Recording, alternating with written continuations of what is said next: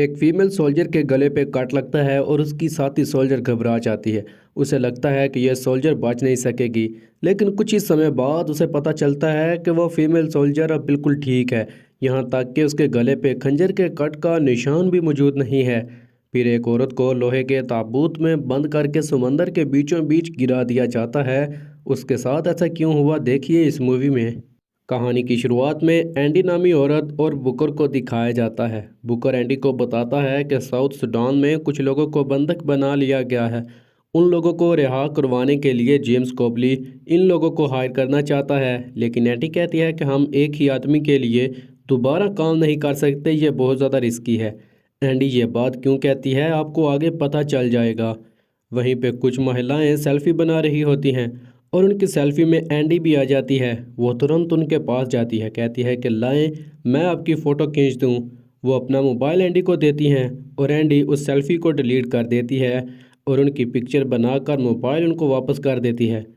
वो वहाँ से चले जाते हैं। होटल में निकी और जो से मिलते हैं। एंडी उन सब की बॉस है और वह कहती है कि उसे कुछ ठीक नहीं लग रहा, वो ये काम नहीं करेंगे, लेकिन निकी कहता है कि यही हमारा काम है। एंडी और बुकर जेम्स कॉपली से मिलते हैं। वो बताता है कि एक स्कूल में आतंकवादी हमला हुआ है, टीचर्स को मार दिया गया और स्टूडेंट्स को बंधक बना लिया गया है। कॉपली कहता है कि खुफिया जानकारी से पता चला है वो जल्द ही सूडान से निकलने वाले हैं। यह काम जल्दी करना होगा, जितने पैसे चाहिए हो वो मिल जाएंगे। एंडी कहती है कि काम हो जाएगा तो बिल भेज देंगे। वो दोनों वहाँ से चले जाते हैं। अगले सीन में वो एक हेलीकॉप्टर की मदद से सूडान में पहुँच जाते हैं। रात के वक्त वो उस जगह पे आ जाते हैं जहाँ पे स्टूडेंट्स को रखा गया है। वो सीढ़ियों से होते हुए एक कमरे में आते हैं, लेकिन वहाँ पे स्टूडेंट्स नहीं होते। अचानक से लाइट्स ऑन होती हैं और बहुत सारे सैनिक उन पर हमला करते हैं और वो सब मारे जाते हैं।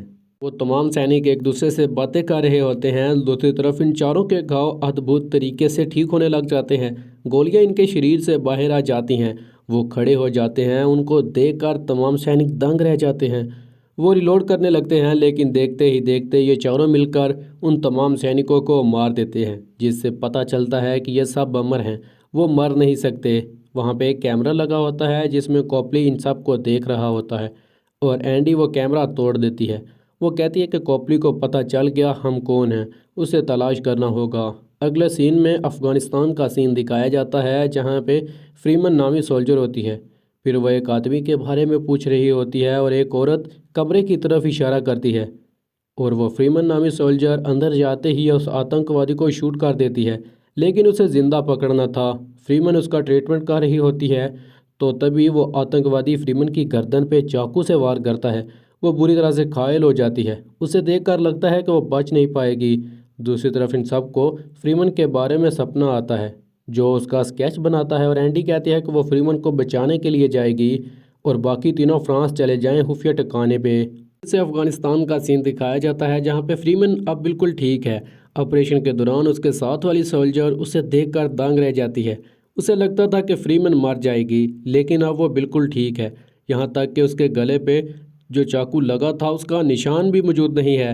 फ्रीमन कहती है कि डॉक्टर्स ने उसकी नए तरीके से सर्जरी की है और वो वहाँ से चली जाती है। अगले सीन में मैरी को दिखाया जाता है जो एक सेमिनार में लोगों को बताता है कि उसने रिसर्च की है जिसमें लोगों के सेल्स बूढ़े होना बंद हो जाएंगे, उनकी उम्र बढ़ जाएगी और बीमारियों से छुटकारा हासिल हो जाएगा।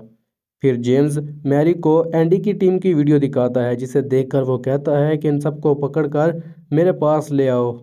फिर से फ्रीमन को दिखाया जाता है जो जिम में एक्सरसाइज कर रही होती है। वहाँ पे एक ऑफिसर फ्रीमन से कहता है कि अभी अभी ऑर्डर्स आए हैं, मजीद टेस्ट के लिए फ्रीमन को जर्मनी भेजा जाएगा और प्लेन तैयार है। फ्रीमन उदास हो जाती है, उसे नहीं पता उसके साथ क्या हो रहा है। वहाँ पे एंडी पहुँच चुकी है। दो सोल्जर्स फ्रीमन को लेने आते हैं, लेकिन एंडी उनको मारकर फ्रीमन को बेहोश करके गाड़ी में डालकर वहाँ से ले जाती है। वो प्लेन में बैठकर टेक ऑफ कर जाते हैं। अब वो सब फ्रांस में खुफिया अड्डे पे इकट्ठे हो चुके हैं। फ्रीमन उनसे पूछती है कि वह सब उसके सपने में क्यों दिखे, तो निकी बताता है कि वह सब एक दूसरे को सपने में ही देखते हैं। नया साथी ढूंढने में सालों लग जाते हैं। बुकर आखिरी साथी था जो कि 1812 में उनको मिला था। इससे आप अंदाज़ा लगा सकते हैं कि वह सब कितने पुराने हैं। फ्रीमन एंडी से पूछती है कि तुम सबसे बड़ी हो और उसकी उम्र क्या है। एंडी कहती है कि मत पूछो। फ्रीमन कहती है कि इसका मतलब हम कभी नहीं मरेंगे। फिर एंडी कहती है कि हर वो चीज़ जो जिंदा है वो मरती है। फिर वो बताती है कि उनका एक साथी मारा गया था, मतलब एक दिन उनके घाव भरना बंद हो जाते हैं, लेकिन वो दिन कब आएगा ये कोई नहीं जानता। फिर सब सो रहे होते हैं, लेकिन अचानक से फ्रीमैन डर कर जाग जाती है। वो सब भी उठ जाते हैं। फ्रीमैन बताती है कि उसे एक सपना आया जिसमें एक औरत लोहे के ताबूत में बंद समंदर के बीच है। वो डूब जाती लेकिन फिर जिंदा हो जाती। बहुत ज़्यादा गुस्से में थी। यह सुनकर एंडी की आंखों में आंसू आ जाते हैं। निकी बताता है कि उसका नाम क्विन था। वो पहली योद्धा थी जो एंडी को मिली। शुरू में एंडी और क्विन सालों तक ही साथ रहे। उन्होंने एक साथ हज़ारों लड़ाइयाँ लड़ी। क्वीन बहुत बड़ी योद्धा थी। फिर इंग्लैंड में उन पर जादू का आरोप लगा। उनको मारा गया, लेकिन ना मरने पर उनको बार बार सज़ा दी गई। वो दोनों साथ में बहुत ज़्यादा ताकतवर थी, तो उनको अलग कर दिया गया। क्वीन को एक लोहे के ताबूत में बंद करके समंदर के बीचों बीच गिरा दिया गया। एंडी वहाँ से बच निकली और इन्होंने मिलकर क्वीन को सालों तक ढूंढा, लेकिन कुछ पता न चला कि उसे कहाँ गिराया गया है। और एंडी खुद को कसूरवार समझने लगी। उसे 500 साल हो चुके हैं, वो समंदर के तल में पड़ी हुई है। इसी से ये वो सब अपनी पहचान छुपाते हैं ताकि किसी की गिरफ्त में ना आ सके। फ्रीमन और एंडी वहाँ से बाहर आ जाती है। फ्रीमन कहती है कि उसे ऐसी ज़िंदगी बिल्कुल नहीं जीनी। फिर वहाँ से आवाज़ आती है, एक ब्लास्ट हुआ है। वो दोनों अंदर जाती हैं। वहाँ पे बुकर होता है जिसकी हालत बहुत ज़्यादा ख़राब होती है। उसे देखकर लगता है कि वो बच नहीं पाएगा। एंडी उसे पकड़ के झंझोड़ती है। उसे होश आ जाती है। वो बताता है कि सैनिक आए थे। वो लोग निकी और जो को ले गए। बाहर वैन में जेम्स कोपली भी मौजूद होता है। वो कहता है कि उस औरत को भी पकड़ना है। एंडी इनसे कहती है कि मेरे सिग्नल का इंतज़ार करना। वो अपना हथियार लेकर निकल जाती है। एंडी उन सैनिकों के साथ फाइट करने लग जाती है। कुछ ही समय में एंडी वहाँ पर मौजूद तमाम सैनिकों को मार देती है और कोपली कहता है कि अब जितना जल्दी हो सके यहाँ से निकलो। फिर वो तीनों गाड़ी में बैठकर यहाँ से भाग जाते हैं। वो लोग निकी और जो को एक प्लेन में बिठाकर यहाँ से ले जाते हैं।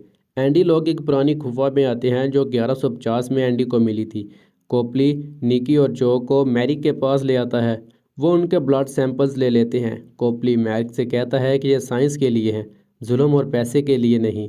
दूसरी तरफ एंडी को रियलाइज़ होता है कि लड़ाई के दौरान उसे एक खंजर लगा था जिसका घाव अभी तक भरा नहीं। वो किसी को नहीं बताती और एक मेडिकल स्टोर पे आ जाती है। वहाँ पे काम करने वाली लड़की उसके ज़ख्मों पर मरहम लगाती है। दूसरी तरफ मैरी की डॉक्टर निकी और जो के साथ प्रयोग कर रही होती है।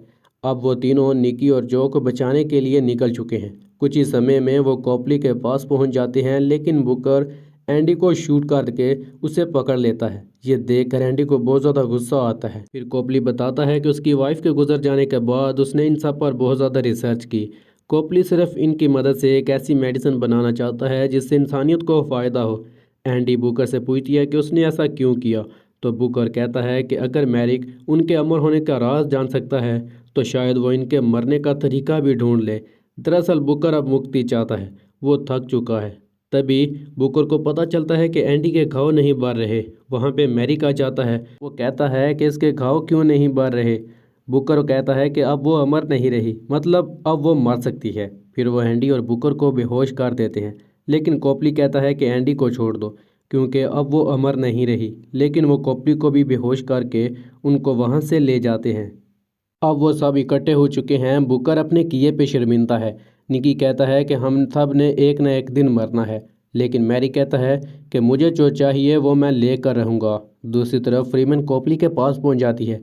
कोपली कहता है कि तुम कौन हो। वो बताती है कि वो भी उनमें से एक है।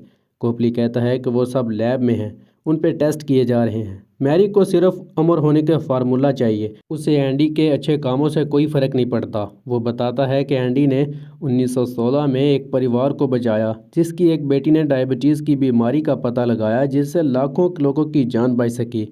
वो एंडी के और भी कई भले काम बताता है जिससे लाखों लोगों की जान बची, लेकिन एंडी के इन कामों के बारे में कोई नहीं जानता। फ्रीमैन कहती है कि तुम तो जानते थे, फिर भी तुमने क्यों उनको पकड़वा दिया। वो कहता है कि उसकी वाइफ एक बीमारी के कारण मारी गई और वो उसके लिए कुछ नहीं कर सका, इसलिए वो इनकी मदद से दुनिया को एक नया रूप देना चाहता था। अब वो दोनों उन्हें बचाने के लिए लैब में आ चुके हैं, लेकिन रास्ते में कुछ सैनिक होते हैं और फ्रीमैन उनका सामना करती है, लेकिन वो जाते ही फ्रीमैन को शूट कर देते हैं। वो फिर से ज़िंदा होकर उनको मार देती है। अब वो उनके पास लैब में पहुंच चुकी है और उन सबको रिहा करवा देती है। एंडी कहती है कि मैरी को मारना होगा वरना वो उनका पीछा नहीं छोड़ेगा। अब वो वहाँ पे मौजूद और कई सैनिकों के साथ फाइट करते हैं। एक बार एंडी को गोली लगने वाली होती है लेकिन फ्रीमन उसे बचा लेती है और दूसरी बार निकी उसे बचा लेता है। अब वो सब मैरी की तरफ बढ़ते हैं। वहाँ पे एक ब्लास्ट होता है और उनको कुछ नज़र नहीं आ रहा होता, लेकिन वो वहाँ से निकल आते हैं और इस बार बुकर एंडी को बचा लेता है। लेकिन एंडी को वहाँ से एक कुल्हाड़ी मिलती है और वो अपने पुराने स्टाइल में वहाँ पे मौजूद सैनिकों को मार देती है। अब वो अकेले ही मैरी की तरफ बढ़ती है। रास्ते में उसकी फ़ाइट एक सैनिक से होती है और एंडी जल्द ही उसे हरा देती है। बाकी सब भी वहाँ पे आ जाते हैं। वो सैनिक उनको मैरी के बारे में बता देता है। मैरी के पास एंडी का हथियार होता है। एंडी और फ्रीमन मैरी के बिल्कुल पास पहुँच चुके हैं और बहुत सारे सैनिक दरवाजे पे गन तान कर खड़े हैं ताकि वो वहाँ पर आएँ और ये सब मिलकर उनको मार दें। लेकिन जो उनके पीछे से आकर उन पर हमला कर देता है। सामने से एंडी और फ्रीमन उन पर हमला करती हैं और जो उन सैनिकों के लीडर को भी मार देता है।